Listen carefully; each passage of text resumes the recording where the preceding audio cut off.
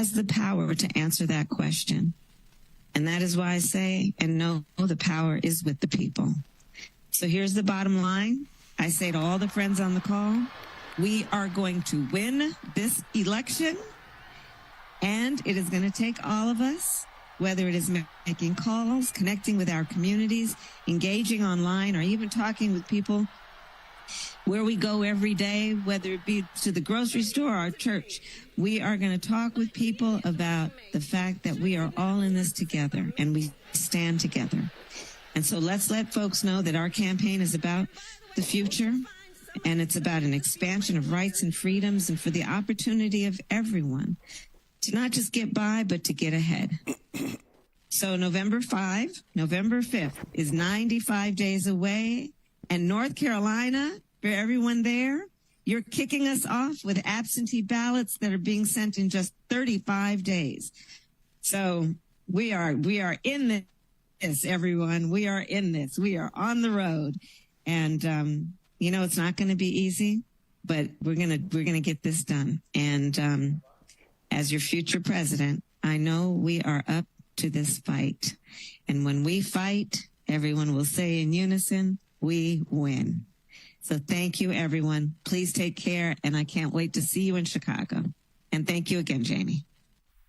What a journey it's been. Kamala Harris, now the official candidate for the Democrats in the race to the White House. In the days before this, we thought that she may be, but we couldn't officially say that until those delegates were able to raise their hand and vote. That happened while you've been watching this broadcast, and now the Harris campaign signaling they have enough delegates to clinch the nomination. Kamala Harris' next step will be to choose a running mate. We expect to hear who that running mate will be in the next few days. CBS News 24/7 will bring that to you as soon as we see it. Something that the Harris camp is going to have to answer to is this, the economy. This is what we're seeing right now, a live look at the Dow Jones. The question on everyone's mind, and something perhaps Kamala Harris will have to answer to, how the markets will react by the end of this day after the July jobs report, which is significantly worse than predicted. CBS News senior business and technology correspondent Jolene Kent live on the stream right now. Okay, so the U.S. economy added some jobs, some 114,000 jobs last month, but that's not really seen as a win. How should we take this, and what will the conversation look like in the days ahead because of this jobs report?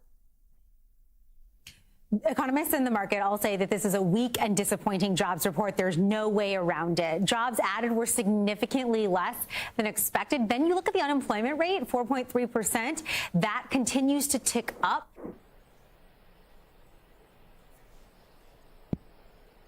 We are technically in the early stages of a recession by the numbers. And I say technically because a lot of the other economic data out there continues to be very strong.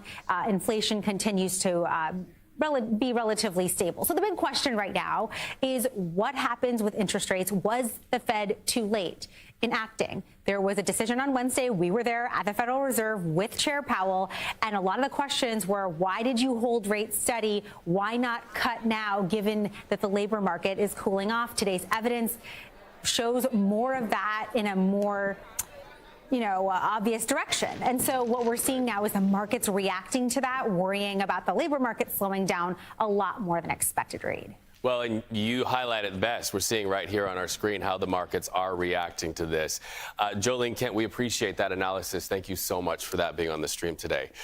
So let's jump the map and the waters right now to Pakistan, where world record breaking rainfall makes for great hardship. Look at that. Water up to people's waist in some places.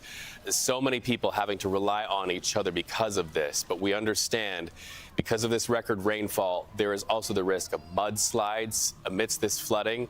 So many people affected by this. And also, we can tell you they're in mourning. More than 100 dead because of this wicked weather. Let's bring in Jess now. Jess? It breaks my heart to see the children in that video, too. You're watching them deal with that heavy storm surge. One thing I want to keep our eyes on here in the States right now, areas like Clearwater currently